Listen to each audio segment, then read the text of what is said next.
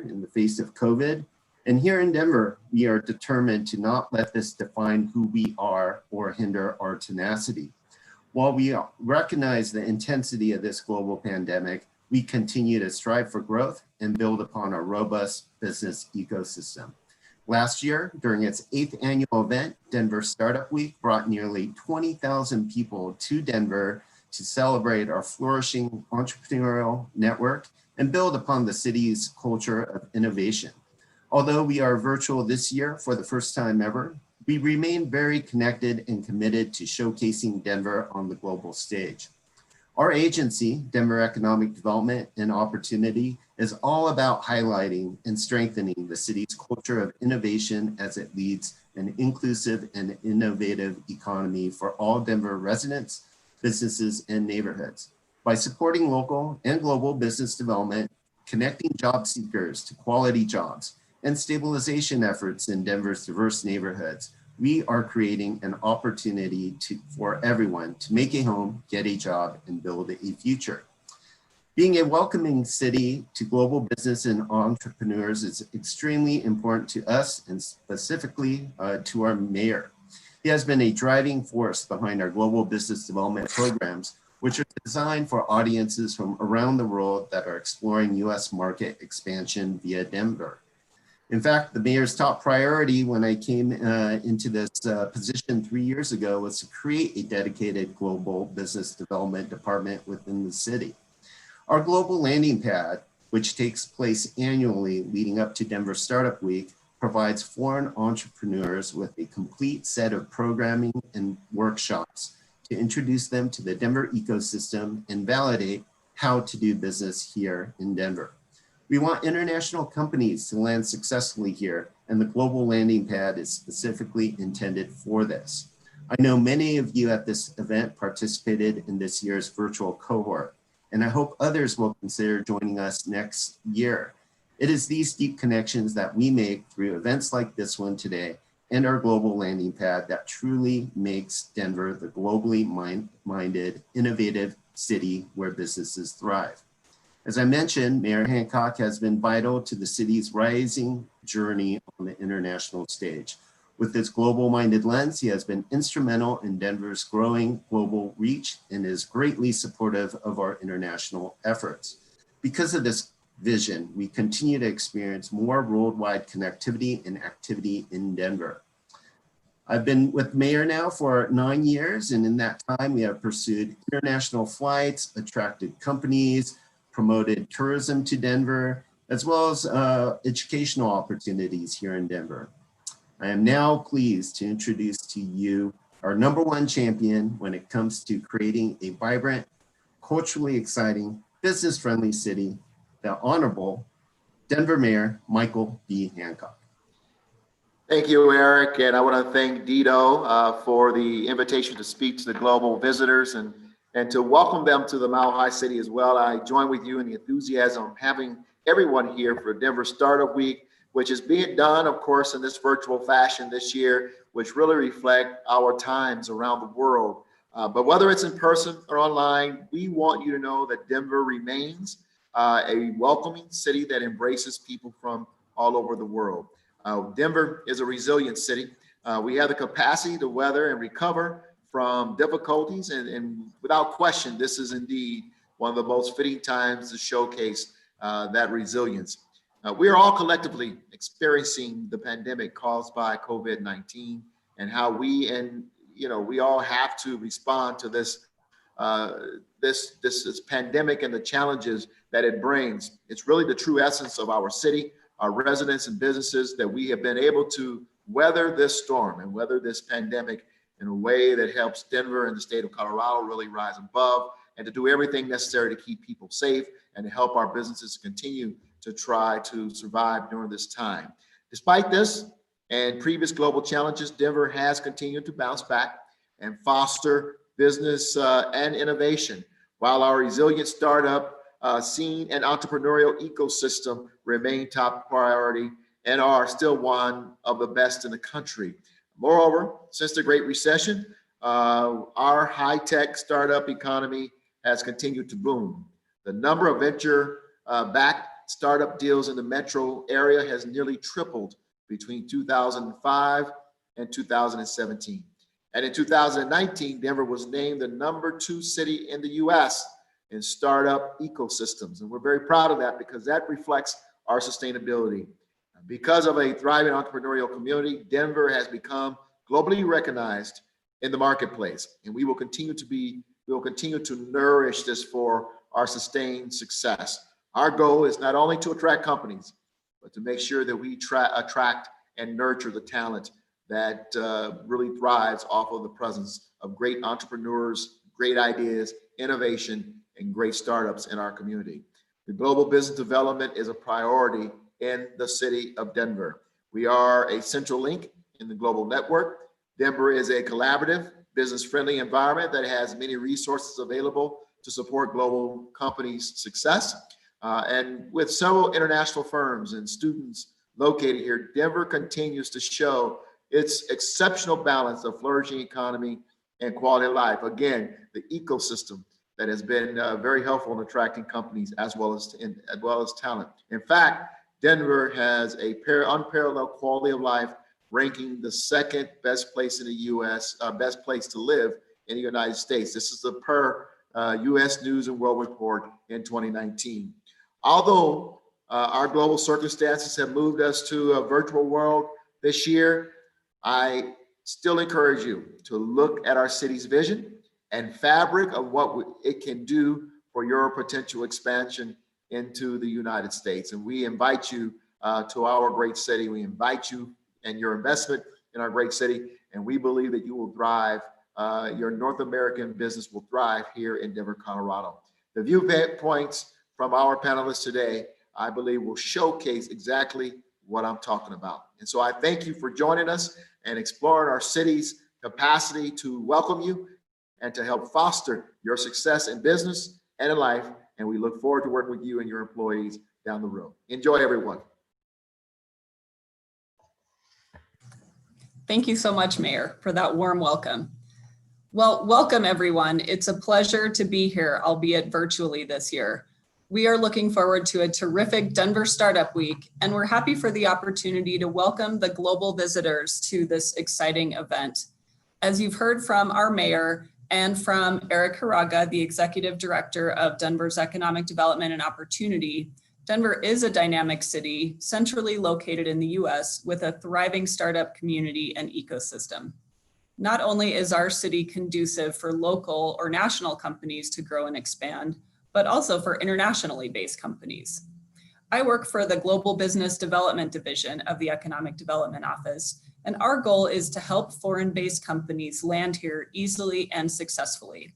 One important aspect of landing and launching a company in a new city is getting connected to the local community.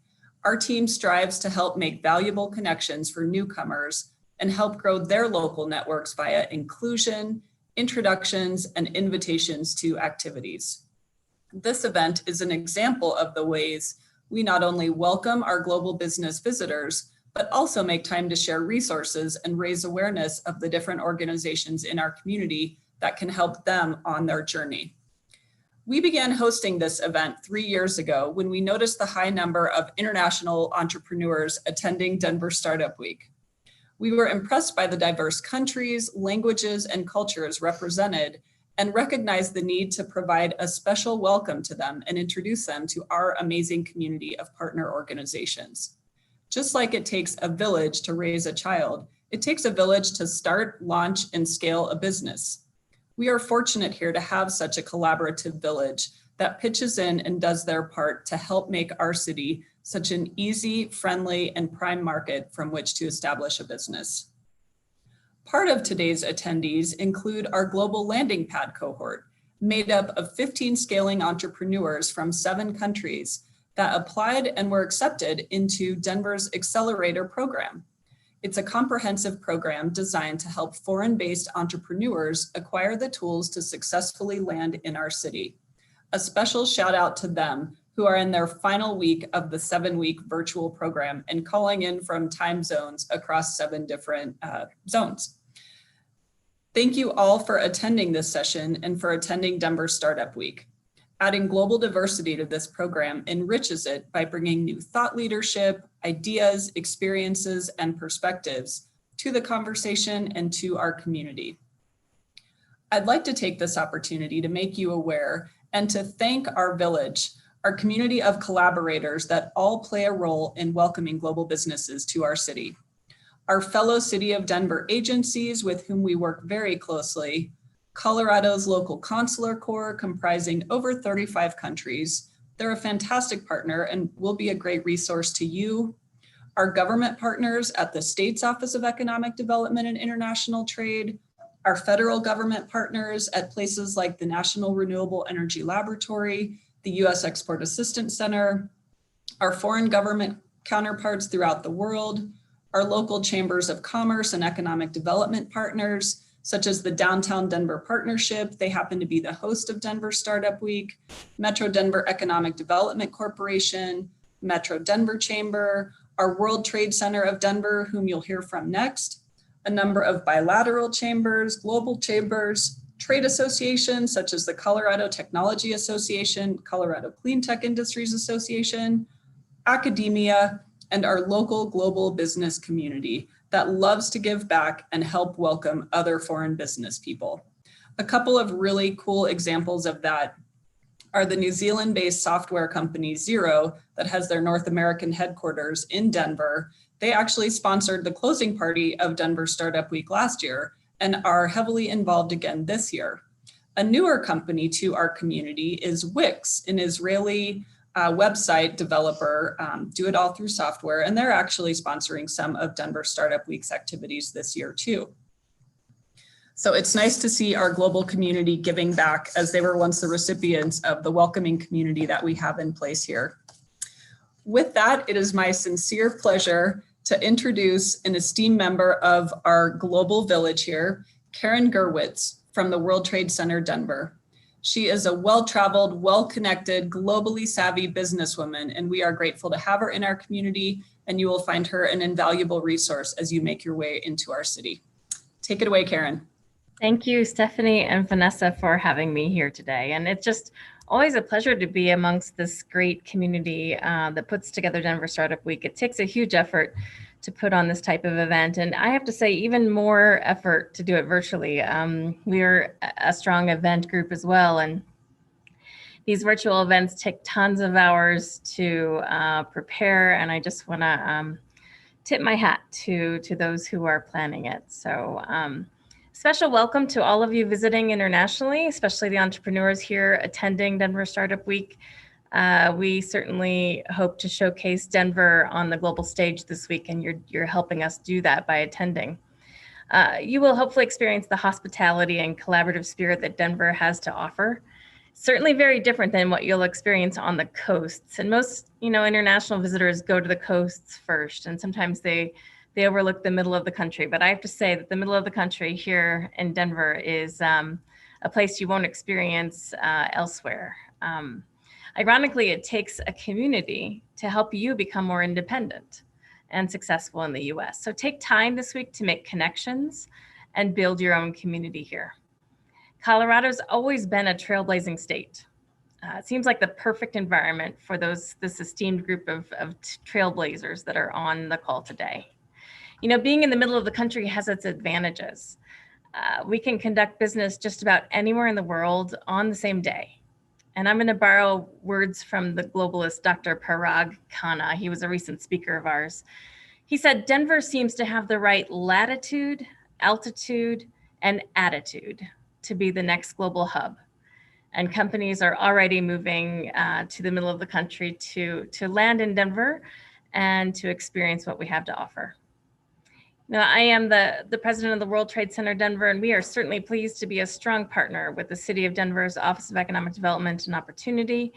We partner with them on a daily basis, but we are also very pleased to be included in this welcoming ceremony. The World Trade Center Denver, if you're not familiar with World Trade Centers, we're in 330 cities around the world and 100 countries, so you may have one in your own backyard. But we're a private trade association with a robust local and global ecosystem that is ideal for entrepreneurs. We run an accelerator ourselves called the Global Trade Activator, and we certainly support the city's global landing pad. We help companies enter new global markets within 4 months. That's something that we're launching at the World Trade Center. So due to COVID, though, many companies are seeking new opportunities internationally to keep business continuity strong.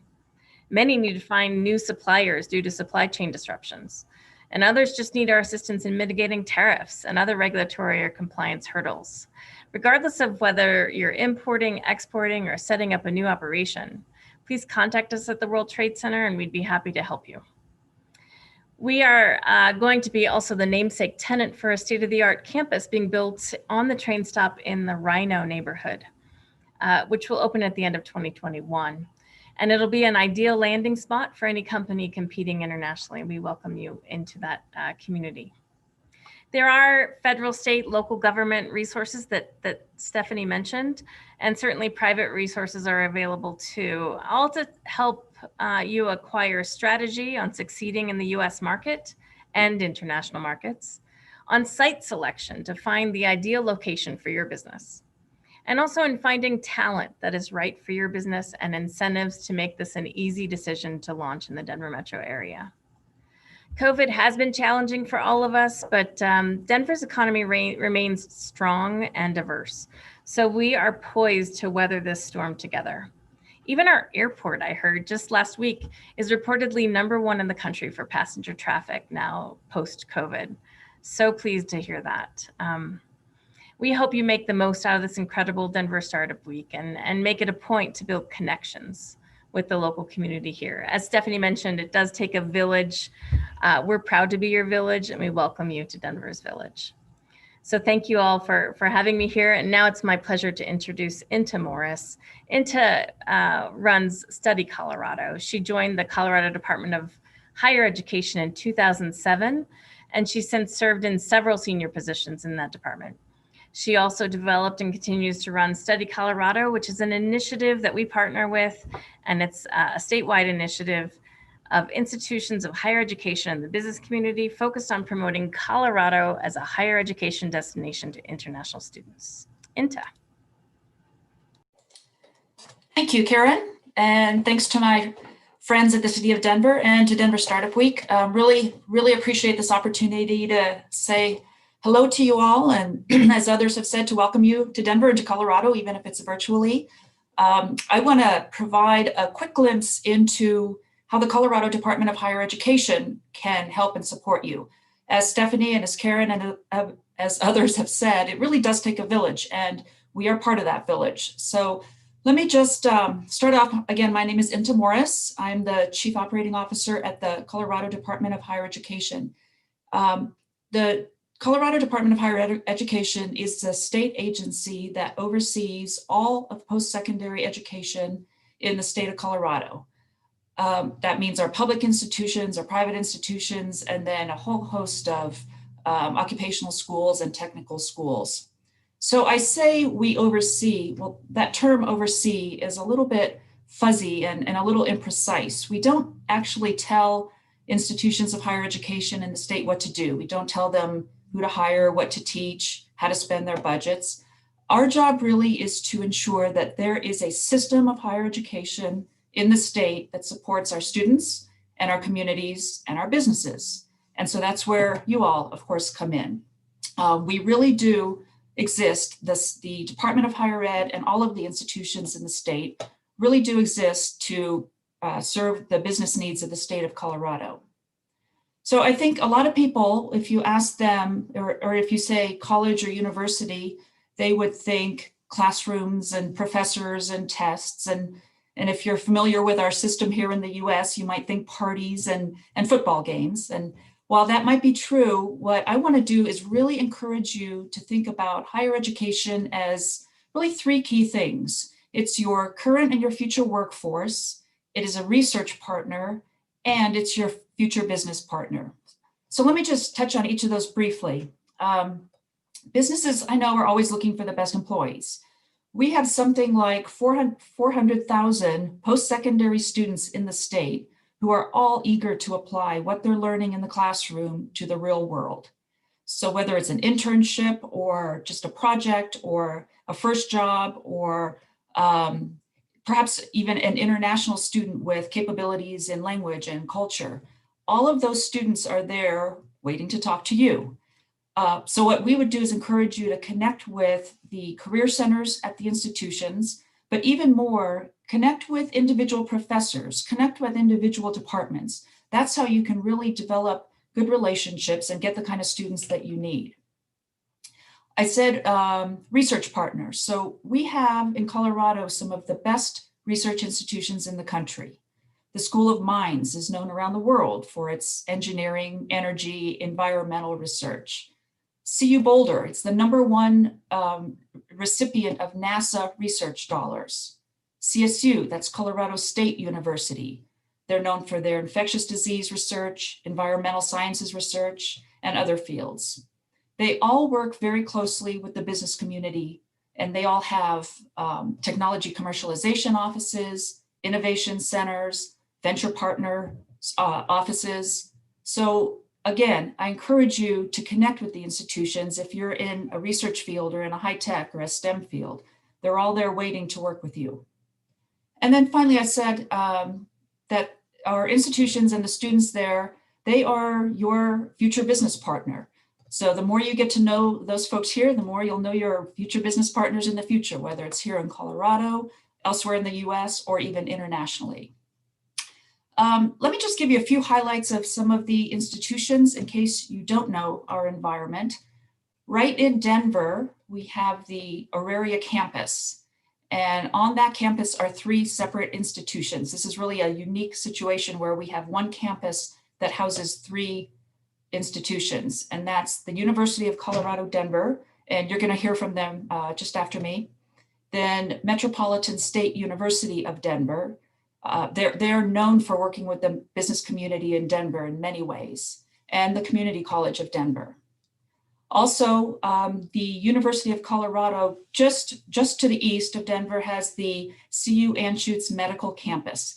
That's really, if you're in anything having to do with health sciences, it's the largest academic health center in this part of the country, and it's truly a premier medical facility. We also have a number of 4-year institutions around the state. We have a whole system of 2-year or community colleges. Again, all of them just waiting to work with you. Let me just comment briefly. I think you probably know that our institutions have all the traditional programs, engineering, business, law. We also have some sort of unique Colorado programs that are offered at our institutions that really reflect the business economy. Energy and environmental sciences, that certainly reflects Colorado's environment, natural resources, also tourism and hospitality, aviation, aerospace, aeronautics, high altitude sciences. Of course, whether you're here in person or not, you probably know that we are the Mile High City. So our institutions do a lot of research and have programs in high altitude areas. Sports medicine, we're a very fit community, and our academic programs reflect it.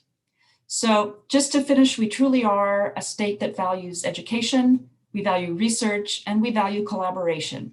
We look forward to working with you. And now it is my pleasure to introduce our next speaker, Madhavan Parthasarathi, or otherwise known as MP to his friends and colleagues.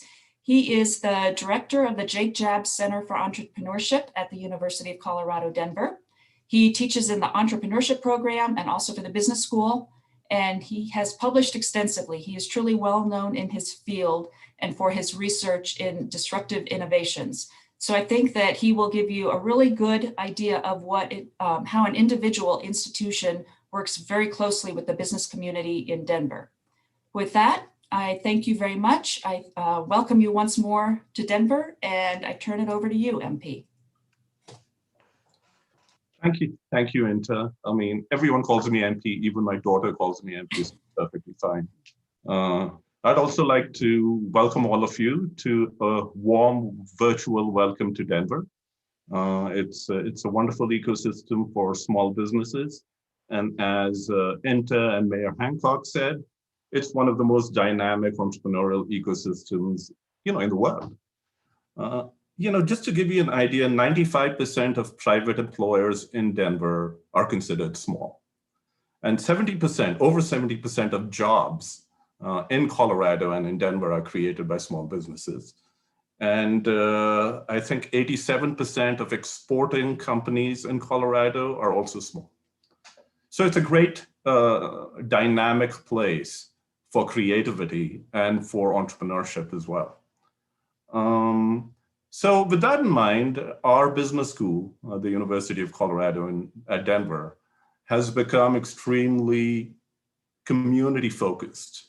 And we are trying to work with entrepreneurs and work with business leaders to create curriculum and programs that are the most impactful for our community and for Colorado as well. So with that in mind, a few examples of what we do are even our courses, even the courses I teach, are very experiential in nature. It's not just academic education, but we often have great entrepreneurs co-teaching classes with academics. So for example, I teach a class with Joel Appel, and Joel is the person who innovated OxyClean, Orange Glow, Kaboom, and a whole bunch of other products as well. And we have some great guest speakers coming to class. And one of them happens to be Christian, who is going to be in the panel right after this one. So it's heavily experiential because we blend academic education with reality and with experiential knowledge from these great entrepreneurs. So it's more meaningful. Our programs are also very accessible. So we have not just MBA programs and bachelor's degrees, but we also have certificates, which anybody can take. And now with the pandemic, our programs are globally accessible because I'm sure that we're going to be teaching remotely, at least partially remotely, for many years to come. The advantage of that is we don't necessarily have to have guest speakers from Colorado, but we can get guest speakers from anywhere in the world. And that's been one of the benefits, one of the silver linings of the pandemic. We also have study abroad programs. We take our students to many different countries, many different entrepreneurial ecosystems. We have social entrepreneurship programs, and we've taken them to South India, for example. We also have programs to Barcelona and Ireland, to name a few. And so our students learn a lot via these study abroad programs. So with that in mind, what I'd like to also do is to welcome all of you to our university, if you would like to join us virtually. And you're also welcome to attend some of our classes if you so wish. And we just would like to welcome you as best as possible, and also share with you an entrepreneurial curriculum. So with that, I would like to hand it over. Great, thank you so much, MP. And I will say that last year, we actually hosted this event in person at CU Denver, so the campus where MP works, at their facility located downtown. And if it would have been in person this year, we would have been there again. So thank you for your partnership and collaboration on that. Well, we've actually almost caught up on our time. So I would like to introduce our three panelists, three global business professionals here in our community. I'd like to introduce Lindsay Johnson. She is the CEO and Managing Director of WordBank, a UK marketing, communications, translation, and localization company. A well-traveled Brit living and working in Denver since 2007, Lindsay feels fortunate to be part of an amazing international team. She is skilled in global marketing, translation, and all that comes with that field, and is passionately dedicated to WordBank's vision. Lindsay is responsible for WordBank's global operation and service delivery model, which spans strategic, linguistic, interactive, digital, and creative capabilities via 2 office locations, as well as a global network of 4,000 SMEs spanning 100+ countries. They're also a certified B Corporation, which they are super proud of. Second panelist is Kristen Langenfeld, CEO and co-founder of Goodbye Gear, a white glove service and online marketplace for busy parents to monetize their used kids' gear. They've helped thousands of families become more efficient, own less, and extend the life of great kid gear. By training, Kristen is an electrical engineer with more than 15 years of firsthand experience leading, building, and launching worldwide products in mobile and tech startups. Kristen and her husband, Craig, enjoy raising their two little ones, spending time hiking, skiing, and mountain biking, and getting back to her hometown in the 1,000 Islands of Kingston, Ontario in Canada. And our third panelist for today is Ron Lopez, President and Managing Director of Astroscale US, a subsidiary of the Japan-based Astroscale Holdings, a private orbital debris removal company. So he's basically cleaning up outer space. The company is developing satellite end-of-life and active debris removal services to mitigate the growing and hazardous buildup of debris in space. Ron joined Astroscale as managing director in April of 2019 to lead the company's business operations in the US. He brings over 25 years experience in project management, systems engineering, business development, sales and marketing within the aerospace and defense industry. He has spent over half of his career working and living in Japan and earned a Bachelor of Science from the US Air Force Academy. So with that, I would like to welcome these three esteemed panelists and ask that they provide just a brief overview of themselves and of their company, and then we will get started with some questions for them.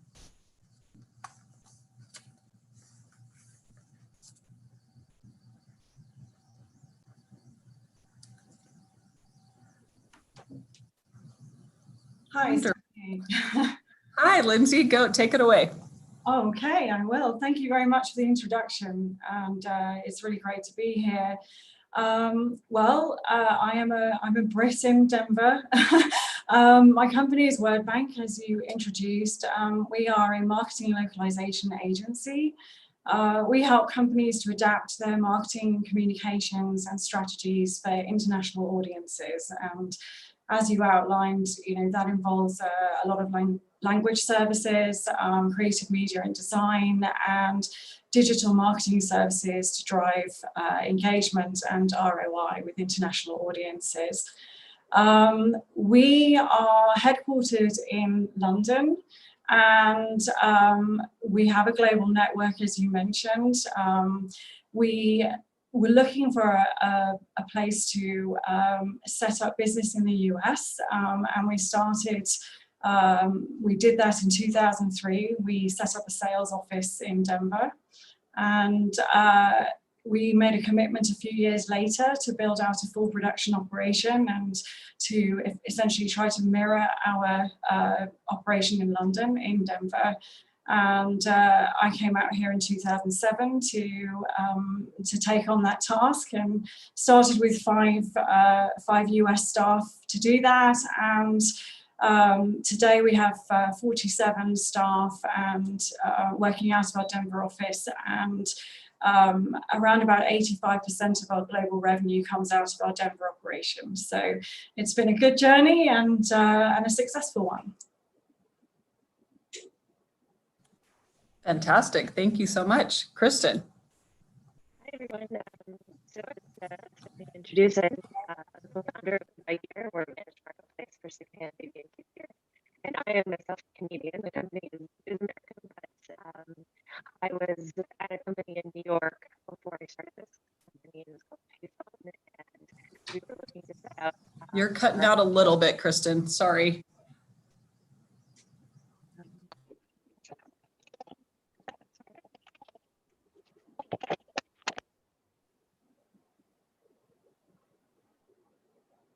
No? Can you hear me better now? Okay. So I was at a startup in New York, and we were looking to consolidate our product and engineering, and we had an office in Silicon Valley, and we had a small NOC here. And I visited Denver and fell in love, and convinced our CEO that this was a great place to expand. And so we actually opened up an office here, and they are still operating here and have a much bigger office downtown. And I started Goodbye Gear with my co-founder about 4 years ago, and it's been an amazing journey. and can't wait to talk more about Denver and how much we love it. Fantastic. Thank you. And Ron. Super. Yeah. Great. Thank you very much for having me. Really happy to be here for this panel. So as Stephanie mentioned as part of the introduction, Astroscale is an on-orbit servicing company. So basically like the AAA of space. Taking care of the orbital debris problem is one thing that we're focused on, but we're looking at other kinds of services on orbit as well. And this is really critical because in the next few years, there's going to be tens of thousands of new satellites that are going to get launched into low Earth orbit. Up until now, there really have, comparatively, there haven't been that many satellites that have gone up. And so the debris problem in low Earth orbit, we expect is going to really balloon as the satellites basically die after about 5 years of operation. And something has to be done about them, both from an orbital sustainability standpoint to make sure that we continue to treat and think of space as an extension of our environment here on Earth and protect it, make sure we're good stewards of it, but also from a business continuity perspective, right? As all these new satellite companies start launching stuff into space, they have to make sure that they're not bumping into their own satellites and posing the risk to their own orbits and to everybody else that's trying to do things in space. We're also expanding beyond just debris, the debris issue, and we're looking at offering life extension services to satellites. This is particularly important for the telecommunication satellites that are out at geosynchronous orbit, 23,000 miles away, where a lot of the very large and expensive telecommunication satellites sit. Basically, once they run out of fuel, they're done with, even though they might still be perfectly usable. So here in the US, my team is focused on building a servicer satellite, a robotic servicer satellite that will basically dock with them and keep them pointed in the right direction, thereby allowing the owner-operators to extend the life of that satellite for a few more years, which is great from a business perspective, but also, again, tying it back to the orbital sustainability piece, it's also very important there. Now, we are a Japanese headquartered company, right? We're Astroscale US is here in Denver, but our headquarters is in Japan. We were founded by a Japanese entrepreneur, Nobu Okada, about 7 years ago. And I always use the word startup. We're a startup, and we're still definitely in startup mode. We have that vibe in the company, but we've raised about $140 million, and we're currently in a Series E, and we are making some revenue as well. We have about 120 employees globally, mostly in Japan, but some in the UK. And here in the US, as I mentioned, we're headquartered in Denver. We have about 17 employees altogether right now in the US. 9 of whom are here in Denver, and the rest are in DC and a couple of other locations.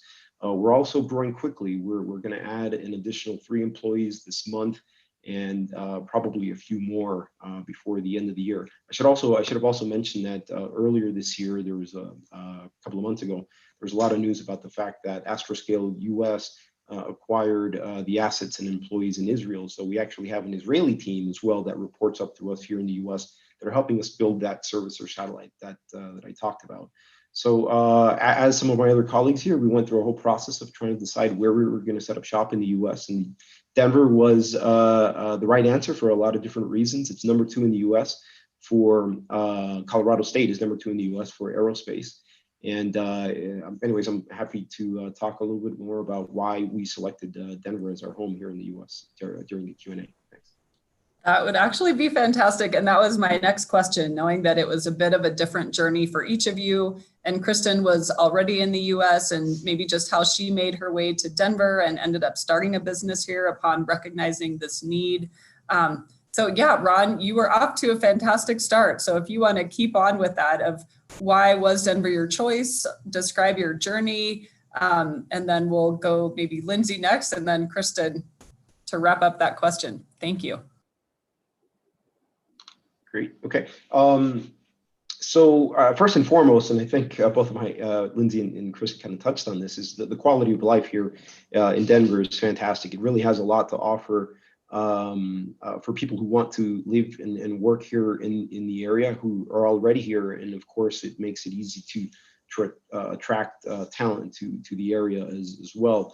As I mentioned, it's #2 for aerospace in the country, which means two things, right? That there's already an existing talent pool of engineers and other professionals who understand the space community, as well as the fact that our supply chain, a good chunk of our supply chain is here. And it's always great to be able, even though obviously, you know, we're not meeting too much in person nowadays, it's still great to have a lot of our supply chain based with us here locally. Earlier, Ms. Morris spoke about the great universities that are located here in the Denver area. That means opportunity to do research and development with these universities on cutting edge technology. It also means a pipeline of future talent for us. We also have great access to both commercial and government customers for what we do here in aerospace in the area. As you all know, you know, we have Space Command and other folks just south of here in Colorado Springs. Direct flights to everywhere in the U.S. Somebody earlier mentioned that Denver Airport is #1 right now. It's very conveniently located. They also have direct flights to Japan and the UK, which is a very important factor for us as well. And the last thing that I'd like to mention is the fantastic support that we had from the state and the local government as we were going, you know, making our decision. We were looking at Seattle, DC, a couple of other places, and the state government level, OEDIT, and the EDO at the Denver level. They were just fantastic. They were very engaged in the process and just made it very painless for us. So in the end, all of those things together really made Denver the right place for us.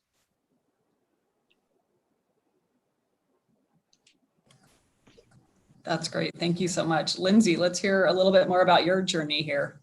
Well, many of the similar reasons to Ron, really, but I mean, primarily as a British company looking for a place to set up shop in the States, with it being such an enormous territory. And we had been servicing a fairly sizable book of business for US customers from the UK, which, you know, presents some complications with, you know, time zone and what have you. And Denver is just a really good location for accessibility to doing business with lots of other states. So from a travel perspective, the travel was sophisticated. There was, even at that time, direct flights from the UK, you know, to Denver, and being able to get around very easily presented itself as a really good option. And then, while I wasn't personally involved in that decision at the time, my understanding is that it was it's a very business-friendly environment to set up, you know, administratively, and just from a legal perspective, there were fewer barriers to being able to do that. And so that, alongside the location, and also because we were looking to make an investment, ultimately, we're a small private company, so we're fully funding our own efforts here. And so it was a very cost-effective option as well, as opposed to, say, you know, New York or San Francisco, which were, you know, other cities that were perhaps on our radar. And our industry also was well established here. A number of the big players in localization were already here as well. So lots of compelling reasons. How did you initially hear about Denver? How did it get on your radar?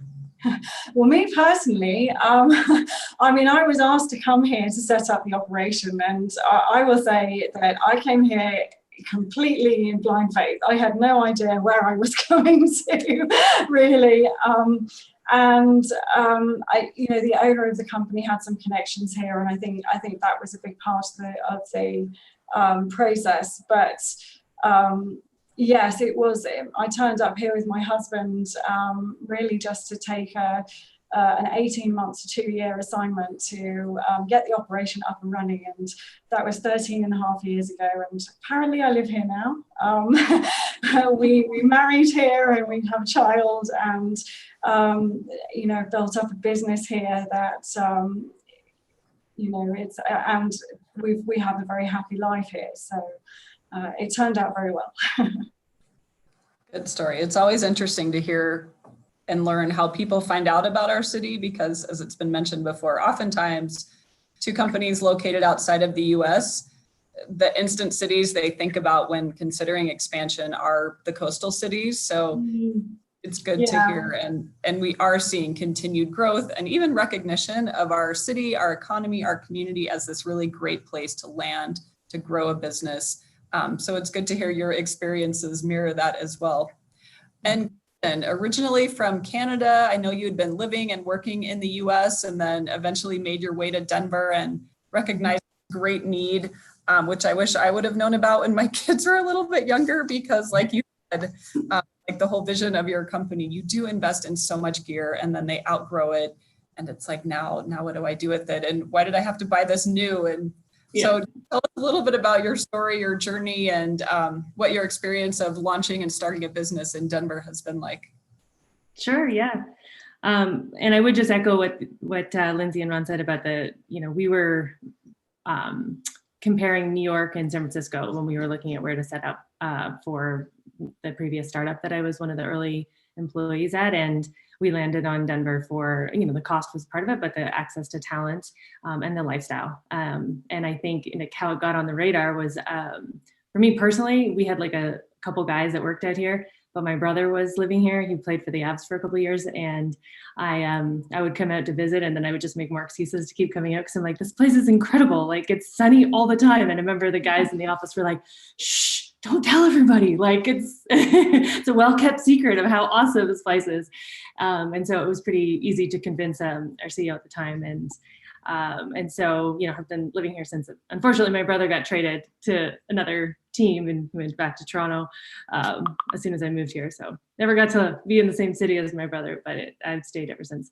And then being working in a startup and understanding the power of technology and how efficient our lives can be in all aspects, and then having a child, and all of a sudden you're like, whoa, what is it? What do I have to buy? I have to buy more of this? And the kid I bought it and they're already outgrown it. It was like 2 months ago, and this stuff is built amazing, and it's really only one child can use it. This seems silly, and had a really horrible experience trying to buy something from a mom's group, and like went across town and met her in her house, and it was just like this horrible experience. And I was like, why are we doing this? And I sent a survey out to the whole group, and I was like, what do you guys actually spend your time doing this and like waste, like meeting people at their houses and parking lots?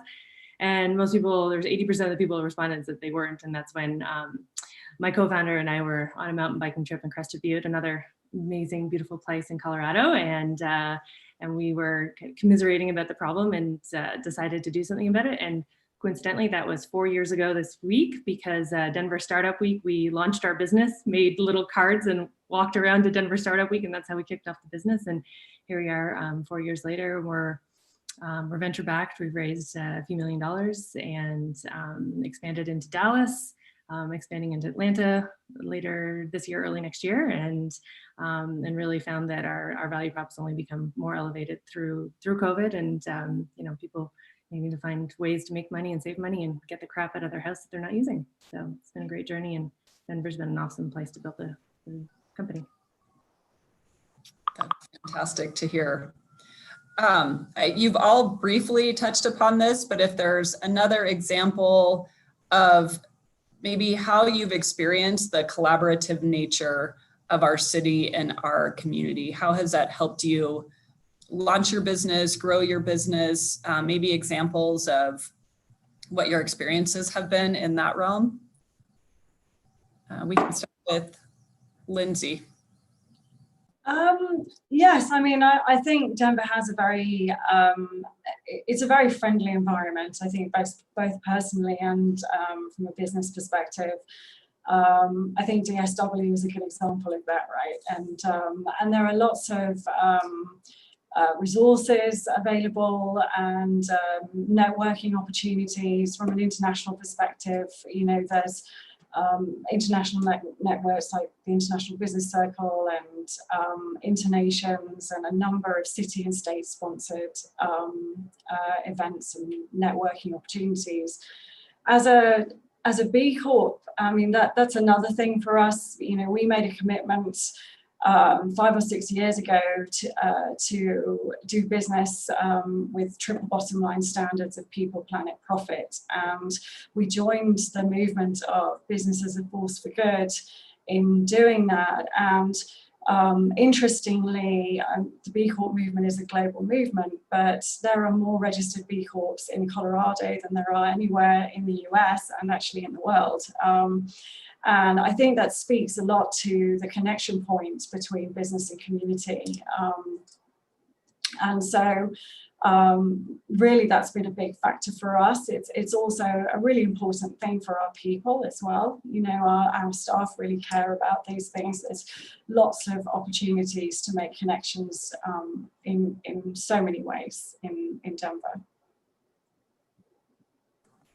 Thank you. Ron.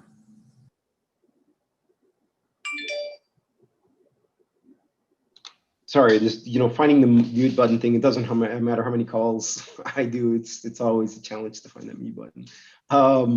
Yeah. So so this was an interesting thing, and I mean, I'm glad to hear that it's the same in other industries, right? Because there are other places in the U.S. that have a large presence of aerospace companies. Southern California being one, Seattle being another.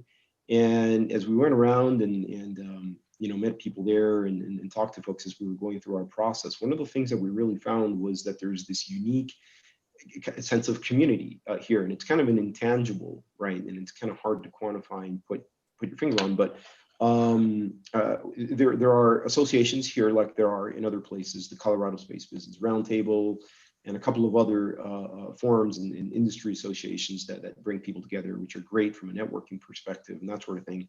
But beyond that, there's this, I don't know who coined the term, but we call a lot of times we'll collaborate with companies on things, and then we'll turn around and compete on other things. And so somebody coined the term competiMate, which I think is great, and sometimes, like I said, we're going to team together on stuff, and other times we're going to part ways. But it's all, sort of a sense of community, and you tend to get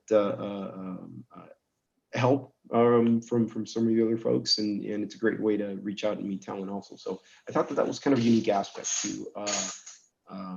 to the space community or the aerospace community broadly, and I think something that made it attractive. And I think partially, as Lindsay said, is just the fact that it's a very friendly place. People really generally are very friendly in Colorado. So. That's great. That's a fantastic word, competiMate. Good story. Kristen. Yeah, I agree. I mean, it's one of the reasons that I was drawn to Denver is just people are down to earth. It's not about what school did you go to or what block do you live on. It's just like, what are you doing this weekend? And so people are much more down to earth. And I would say, like, from a company perspective, and it's really incredible how there's the give first mentality is really prevalent, and it's not just that people say it, they do it. And we've personally experienced that growing this company. It's just people will give you your time, mentors, advisors. And at first I was like, why are you doing this? But then I just realized they're just doing it because someone did it to them, and now that's something like, as much as we can help people not make the same mistakes we made 3 years ago, we want to give back as well. And so I think that is really incredible. That's built into the culture of the startup and corporate culture in Denver. And I would say that there's the Denver Startup Week, and there's also other organizations that do a lot, pre-COVID when you can actually meet in person, but they're, getting creative of how to do things on Slack and other things. One being, I think it's called Colorado Startups that Paul Foley runs is really helpful, and a lot of great people on that group. So if you're interested in that, it's just Colorado Startups, I think. That's fantastic. And yeah, it really does have a pay it forward type of mentality, which is really helpful. You did briefly mention mistakes. To the audience, what are some mistakes maybe you experienced or something you learned from, or that you would recommend other people not do, or maybe reorder how they do things? Let's start with you, Kristen, since you briefly touched upon it. Oh my goodness, we've made so many mistakes. Well, when moving to Denver, I think, like, not at Goodbye Gear, but with my last company, we didn't really research where we should have built the office. And I think that's one thing, like you're coming, it's a very tactical thing, but I mean, we started our company in the tech center, but most people we were hiring were living downtown. And so, I mean, it was a long commute for people. And I think that, you know, those things matter. So assuming we're going back into an office at some point, that where to pick the location was one lesson learned that I had from moving here. But in company building, I think the thing that we have learned the hard way and are getting much better at is just how important your own culture is, and hiring for people that either fit or accentuate that culture, and not necessarily hiring the person that has the most experience, the best pedigree. It really, when you're especially at a company that's quite small and you're working with each other day to day, that it's more important to hire for that cultural fit. I hate the fit, but like making sure that you guys can work well together. And so that we've had definitely some lessons learned on hiring wrong people, and then also just the wrong people for the wrong stage. So those are some of the things that we have learned. Yeah, I guess I could go on and on, but in terms of like moving a company to Denver, I would definitely pick a good location. I'm happy to help with that if anybody has questions. That's super helpful. Lindsay, what about you? Well, I would agree with that. I think the location is really important, and I think, I mean, there are so many. For us, we chose a managed office suite downtown, which wasn't a mistake, but I think was a good move to help figure out where is a good location. And we did flirt with the idea of going to the tech center, and found out that our staff didn't want that. They wanted to be downtown, you know. So it just helped us to dip a toe in the water, really, without making a huge commitment around long-term leases and what have you too soon. And it was a pretty low risk way of doing that. But I think probably the biggest, I mean, there's been many mistakes over the years, as there are always when you're succeeding in anything, right? You're going to fall over multiple times in getting there. But I think the biggest thing really is not to assume that it's going to be quick and easy. I think now there are so many wonderful resources available for international companies setting up here. But you know, it is different, and certainly coming from the UK, I think one easy mistake is to think that if you come from an English-speaking nation, that you know, somehow it's going to be quite straightforward to set up business here and do all the things. And you know, that really isn't the case. I mean, my staff has joked with me over years, you know, that we're divided by a common language, and so it's just understanding the differences in the way that business operates. Obviously, there's all the legalities and the contract law and the tax laws and the accounting side of things, which are all administrative, and you can get a lot of guidance and support on that. But then there's the, as Christian said, the hiring practices, understanding how benefits work and salary structures work here, and what the expectations are around these things, wrapping your head around healthcare and, you know, 401k, which, I mean, the concept of those things is completely different in other countries. So I think it's just, it really is just taking the time to figure those things out, and expect that it might take a little time. You're going to need some outside assistance with that. And then finding the right people is absolutely critical. Understanding what drives American staff, staff development and expectations that they have for their career development, communication differences, you know, structural differences, just everything around these things. There's a lot to think about. Those are all really, really valid points. And you're right, it's a whole different system of setting up a business and posting job opportunities that are going to appeal and resonate with the audience here. And yeah, it's different. So you're right, it does take more time and patience. And I think that's why these community connections are even more important, to learn from different resources or people who've been through it, and just help you on your way so that you don't have to incur as much time or make as many mistakes. So Good life lessons for sure. Ron, what about you? Yeah, so I mentioned in my opening comments about the great resource that WEDIT and other local government offices were. So if there's one lesson learned, one thing I wish I would have done differently is I wish we would have engaged with those government offices earlier in the process, right?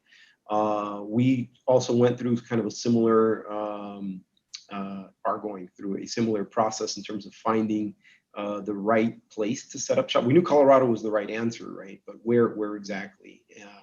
As the mayor mentioned a couple of times during his opening remarks, Denver and Colorado are very business-friendly people in practical terms that translate sometimes into tax and other financial incentives for picking, a certain locale versus another as a place for your office, right? And these things matter when you're a small business.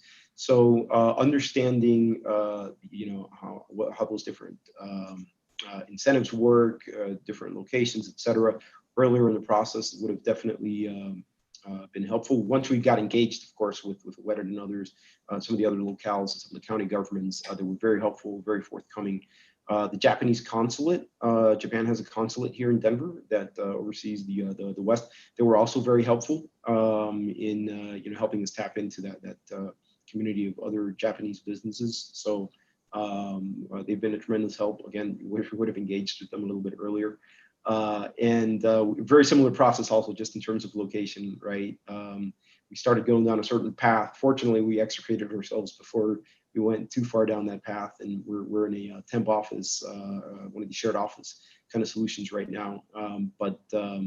We as our staff came on board, we reassessed it, and I think we've got a good plan going forward. We'll be in a permanent home before the end of the year. But I think those are some of the key things. That's fantastic. And I'm so glad you mentioned the Japanese consulate. Our consular corps here is outstanding. They're a great network to tap into. And even if you just have a connection to a country or you're interested in maybe getting involved in the activities going on with people from that community, they can be leveraged in that way as well. So we are very fortunate to have over 35 countries represented through our consular corps, and they're very supportive. So thank you for bringing them up. And with that, I'll have one more question and then we'll open it up to the audience. But final question is, and Ron, I'll start with you because you already touched upon it briefly. You mentioned a great resource being the government entities you worked with. Any other resources or local organizations you've discovered that you would recommend people tap into that they might not know about early on? Or any other lessons learned that you would want to share with other foreign-based entrepreneurs? Sure. So, of course, WEDIT at the state government level, and then sort of their counterparts, if you will, right, at the local level, DEDO and others at the county level, were a great resource in terms of understanding the demographics, everything from where's a good place to put an office to the demographics to a lot of other things. So there's a tremendous amount of resources here that are provided by the local governments, which I think are fantastic. From an industry perspective, of course, I think it varies by industry. So aerospace is pretty robust here. I mentioned Colorado Space Business Roundtable, and there's a couple of others. That's kind of unique, again, to the space and aerospace defense business. There was also, so Jay Lindell, who is the aerospace champion at WEDIT, which is the Office of Economic Development, and help me out, Stephanie. And international trade. International trade, thanks. So Jay's the aerospace champion there, and he and his team host a aerospace and defense caucus where they get together with local lawmakers and bring together people from the industry to meet, local and U.S. senators and representatives as well. So again, that's unique to aerospace, but I'll bet there's similar things in other industries that the state or other organizations here help facilitate connecting with the local politicians or U.S. politicians as well. And then there was just a plethora of different networking opportunities that we found. There's a lot of great beer here in Denver. Nobody has mentioned that yet. Another reason to come to Denver. So there's a lot of socializing. There's a lot of, space beer, whatever on Friday. It's a great opportunity to meet people and to learn more about, and just ask questions and get help from others. So there's a lot of informal social networking that happens here. That's fantastic. It's a great resource. Thank you for that. And you're right, we should have mentioned beer sooner. Fantastic beer culture, and that certainly contributes to making it a vibrant place to live and work and set up your business. So thanks for bringing that up. Kristen, how about you? Lessons learned or good organizations or resources you tapped into that you would like to share or wish you had met earlier on in the process? I think that, one that we really benefited from is Boomtown. And I think some of the accelerators, if you're an early stage company, going through an accelerator program is just a phenomenal way to get embedded into the community and hooked up with lots of great mentors and advisors and investors. And so we had a phenomenal experience doing Boomtown. And so that's, one of the organizations I'd recommend. And then I guess the only other one that I would say would be RVC, and that's Rocky Mountain Ventures Club. They're really supportive and have lots of great sessions for early, not just startups, but small businesses as well. And then Paul Foley's Colorado Startup Slack group is really great. So I think that those are, and I'm coming at it more from the startup phase. So just keep that in mind. And that's helpful. And I'm sure that makes up a large percentage of who's in the group or who's in the audience today. But it is nice to hear there's really something for everyone. Lindsay, what about you? Well, and I'm not sure I have much to add, really. I think there's a lot of resources available now that I wish I had known about at the time, because it was a while ago now that I came here. But I mean, definitely, obviously Dido, and I've mentioned a couple of networking groups already on the international side of things. I think there's a lot of networking opportunities. I know Galvanize is a very popular opportunity to connect businesses together and to grow. And on the British front, the British American Business Council, I think, is another good resource. Yeah.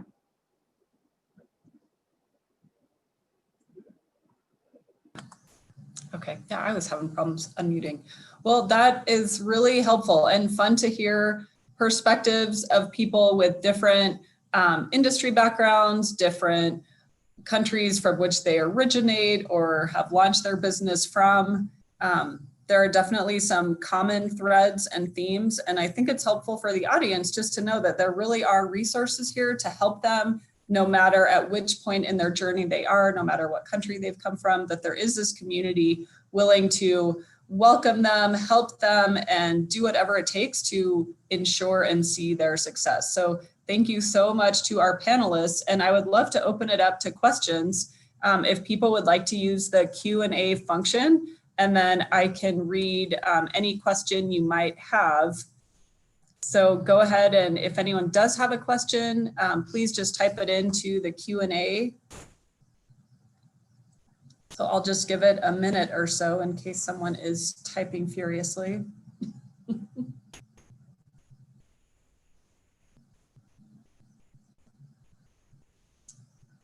And if there are no questions, that's okay too.